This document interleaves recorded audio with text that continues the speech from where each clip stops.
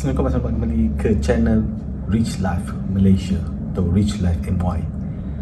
Untuk episod kali ini, saya nak bercerita tentang satu perkara yang menyebabkan seorang itu lambat untuk bebas kewangan ataupun menghadapi masalah dalam personal finance ataupun kewangan peribadi, iaitu lifestyle creep ataupun gaya hidup yang meningkat. Benda ini adalah, saya kira, majoriti daripada kita semua akan mengalaminya, termasuk diri saya sendiri. Iaitu apabila seseorang itu mendapat kenaikan gaji ataupun kenaikan pendapatan tahunan, beliau akan sentiasa meningkatkan gaya hidup ataupun lifestyle creep akan naik daripada tahun ke tahun. Jadi bila gaji naik banyak ni, lifestyle pun naik macam ni. Kemudian tahun depannya ada lagi kenaikan gaji, naik lagi mungkin 5%, dan lifestyle creep pun akan naik juga 5%. Dan tahun lagi satu lagi, gaji naik lagi 3%, lifestyle creep pun naik lagi 3%, dan seterusnya. Gaji naik lagi 5%, lifestyle creep naik lagi 5%. Jadi apa yang kita nampak kat situ adalah bahawa bila berlaku kenaikan gaji, lifestyle pun naik. Kenaikan gaji, lifestyle pun naik. Pendapatan naik, lifestyle pun naik. Jadi antara gaji atau pendapatan tu dengan lifestyle tu sama, maka tiadalah simpanan. Yang membolehkan seorang itu membuat simpanan adalah bila lifestyle rendah daripada gajinya. Jadi beza antara lifestyle dengan gaji itu adalah satu benda yang boleh mereka buat, iaitu penyimpanan. Mereka boleh simpan. Beza antara pendapatan dengan lifestyle tu, dan mereka boleh laburkan. Dan yang membezakan orang sama ada kaya ataupun tidak bukanlah benda yang dia tunjukkan, bukan benda yang dipertontonkan kepada orang ramai, kepada kawan sekerja, kepada jiran-jiran, kepada ahli keluarga. Bukan itu. Kekayaan yang sebenar adalah benda yang tidak dipamerkan. Bila anda bayangkan, bila anda tengok seseorang tu berkereta mewah, anda mungkin fikir, wow, kaya dia ni. Sebab apa? Sebab dia membeli sebuah kereta yang mewah, yang mahal. Tetapi dari sudut kekayaan adalah sebaliknya, tuan-tuan dan puan. Orang yang memakai kereta yang biasa-biasa je, mungkin dia pakai kereta yang biasa-biasa je, kan? Tapi dalam simpanannya, dalam pelaburannya ada beratus-ratus ribu. Maka individu mana yang sebenarnya kaya? Individu yang ada kereta mewah tadi ke?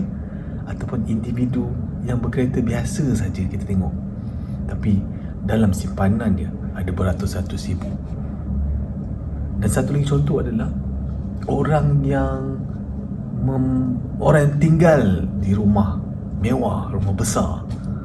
Kita katakan dalam hati kita, uish, dahsyat orang ini kerana dia dapat duduk di rumah yang besar, rumah yang mewah. Tapi kita pernah tak kita terfikir orang lain yang duduk rumah biasa-biasa, mungkin duduk rumah apartmen, mungkin duduk kondo yang biasa-biasa saja, bukanlah dalam kategori mewah sangat pun. Orang ini barangkali dia punya simpanan dia punya pelaburan dia besar, beratus-ratus ribu. Maka individu mana yang sebenarnya kaya? Individu yang tadi ada rumah besar mewah tu, yang bayar bulan-bulan dia besar juga, ataupun individu yang ada rumah sederhana aja tapi dalam simpanan, dalam pelaburan dia beratus-ratus ribu. Dan individu yang tadi rumah besar tu, kalau dijadikan cerita dia kena retrenchment, tak disambung kerja ataupun dibuang kerja, maka dia boleh survive hanya beberapa bulan saja. Tapi individu yang rumah biasa-biasa tadi tu, kalau dia berhentikan kerja, kalau dia sakit, kalau dia tak boleh bekerja lah, dia buang kerja dan sebagainya, tak boleh bekerja, dia boleh survive berpuluh-puluh, malah berbelas-belas tahun. Tuan-tuan dan puan, jadi fikirkan yang mana sebenarnya individu yang kaya.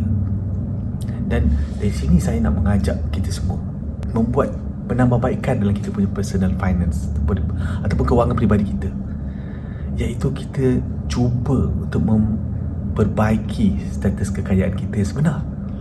Bukan kekayaan yang tipu-tipu, bukan kekayaan yang ditunjuk-tunjukkan. Rumah besar, kereta mewah, bukan itu yang kita tunjukkan, tuan-tuan dan puan. Sebaliknya, kekayaan yang sebenar adalah kekayaan yang tidak ditunjukkan. Kekayaan yang sebenar adalah apabila seseorang itu mampu untuk survive hidup tanpa perlu bekerja lagi. Apabila dia buang kerja, apabila hilang kerja, apabila memilih untuk tidak bekerja, dia boleh survive selama berbelas tahun. Itu adalah sebenar-benar kekayaan yang tidak dipertunjukkan. Dan apabila seorang itu mencapai status seperti ini, maka dia sebenar-benar kaya, dan dia sebenar-benarnya bebas kewangan, dan dia sebenar-benarnya ada ketenangan dalam hidupnya. Jadi itu saja sedikit sebanyak video untuk perkongsian kali ini, dan saya akan share lagi dia akan datang, video yang akan datang. Nanti itu saja. Assalamualaikum, take care semua. Jika anda ada apa-apa yang ingin diusulkan atau komen atau sebarang soalan, boleh share dan tulis di ruangan komen, dan saya mungkin akan jadikan perkongsian anda sebagai topik untuk saya kongsikan. Dan mohon agak lebih banyak dapat like dan subscribe channel saya, supaya saya boleh bersemangat lagi untuk membuat video-video yang akan datang dan berkongsi kepada anda semua tentang perihal kehidupan. Assalamualaikum, take care and bye-bye.